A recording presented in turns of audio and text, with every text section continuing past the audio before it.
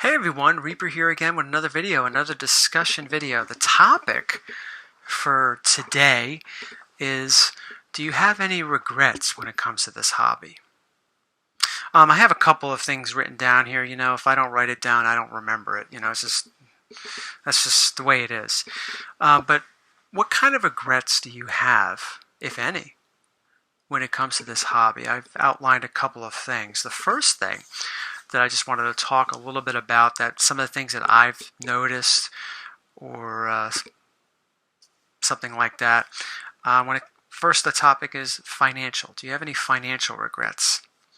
I've heard that sometimes people get into this hobby, and like with other hobbies, video game collecting and sports card collecting and whatever. I know for myself, when I was collecting the Marvel cards back in the 90s, early to mid 90s, they were all the craze, right? And as much as I liked them, I thought that, hey, maybe these things are going to be worth something, and that turned out to be not true. So that was probably one of my regrets back then, but I enjoyed it back then, so I guess I can't say I really have any regrets. But sometimes people may have some of those regrets when it comes to this, actually comic book hunting. I've heard story. I personally don't have any regrets when it comes to this. Not that I could think of, at least. But I've heard that sometimes people get into this hobby for the thinking that, I'm going to buy this, buy that, and then I'm going to sell it and really make a return. And sometimes, unfortunately, it doesn't always happen that way. It doesn't happen as planned.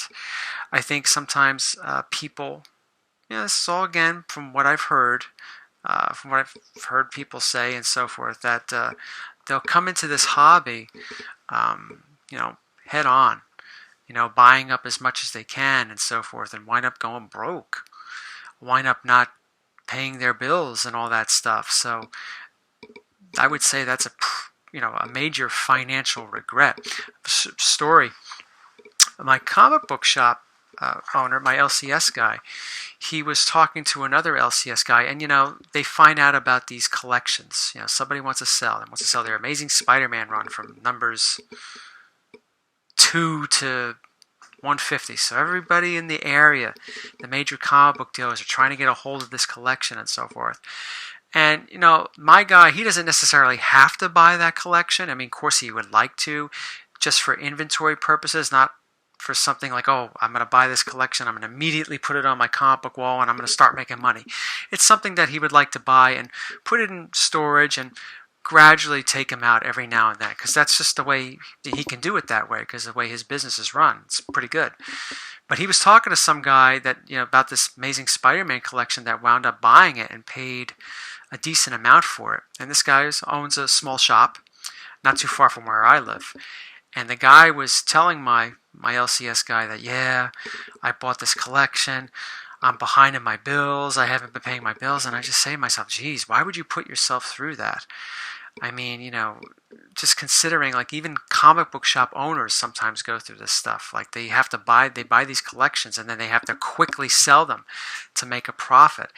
It's just, I would say that's a major regret, unless it really works out for you. But it's sometimes the gamble that is just too high.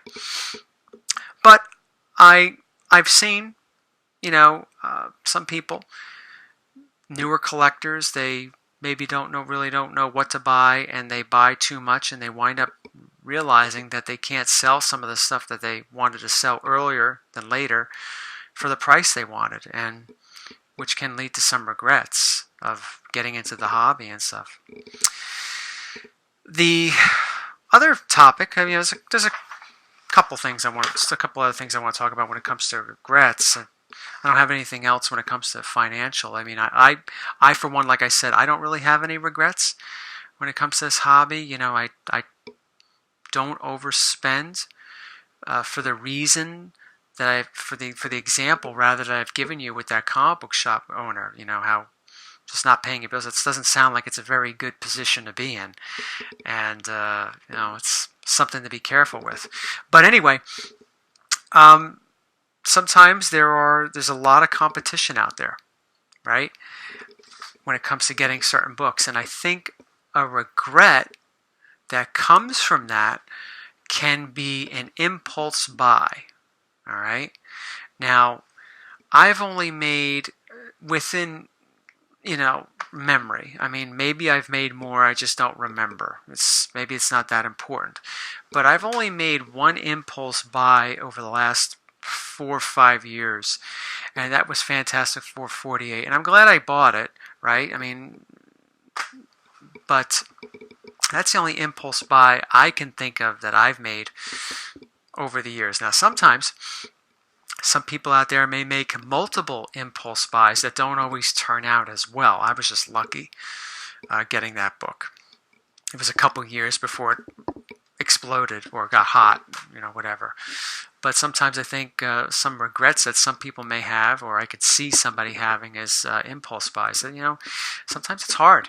Sometimes it's hard to resist those impulses. You go there, you have something in mind that you'd like to get down the line, but you see something else on the wall. I had to fight that several times. Whenever I would go to my local comic book shop, I would see a book up on the wall. I'm like, oh wow, that's pretty cool. I'd like to get that, but it's not really on my list of books to get this year. If I spend money on that, then how am I supposed to get something else I really want if I should see it? Then I can't, because I only allow myself a certain amount of money every now and then for this hobby to prevent what I was talking about earlier when it comes to financial regret. So I think sometimes, and I talked about this in a previous video a couple years ago, some of us are on YouTube, and we're sometimes trying to outdo the other guy or whatever for some stupid reason or whatever. It's just beyond stupid. But sometimes you make those impulse buys to make the next video, or just make an impulse buy in general, and it can lead to a major regret. And sometimes I've noticed people, when they make these impulse buys and they later regret it and so forth, they start hating the hobby, and they immediately start saying, oh, I just want to get out, and all that stuff. And it's like, I don't know what to tell you. Sometimes it's just hard to fight those things off. It's good to have a little bit of discipline. I talked about that in a previous video, how to get the comic book you want. Sometimes you got to avoid spending on other books and other little things that take up a decent amount of money. It takes some discipline. So, missed opportunities. That's the last category I wanted to talk about, when it comes to regrets. It's funny I brought up a Fantastic Four 48, because that was a missed opportunity for me when I first got into the hobby many, many years ago. I was at a con, and, I was only, early teen, I wasn't even working age. I wasn't, I guess you could work when you're 13 or 14, right? But I didn't always have a lot of money when I would go to these things. I go to these comic book shows for $20 and get a bunch of Spider-Man 2099 issues and think, oh wow, I'm going to complete my run before I realize that this sucks. But I remember I saw Fantastic Four 48. Some guy was selling it. I couldn't tell you what grade it was. I couldn't tell you what condition it was, because back then I didn't look at them as much as I do today. But it was for $50, and I really wanted that book. And I had previously spent some of my money already, because that was like one of the last things I saw. And I remember leaving that really wanting to get that book, and I just couldn't. So it was almost like a missed opportunity. Instead of me just going to the first vendor and spending money, then going to the next vendor and spending money, I should have just been what I do today. I'll walk around the area over and over and over again, unless I'm going to that. Even sometimes I'll see something and I will buy it, but most of the time, if I'm looking for a particular book that's not necessarily an uncommon book, I'll see who has what condition, and what's the price, and I'll just make a decision then on which dealer I'm going to go to. But I didn't have that sense back then. So that was a missed opportunity for me. It wasn't until years later I was able to get that book again. But it's like I said, though, I really, over and over again, I don't really have too many regrets in this hobby. I've been in this hobby almost as long as I've been in video games, and I've enjoyed both of them. Sometimes it's a good release. Sometimes people need a release in their life from their daily habits, whether it's work or other problems that you might be dealing with. Sometimes it's always good just to pick up a book and look at it or read it or do whatever it is you want with it, and have that soothing feeling. So I don't really have too many regrets.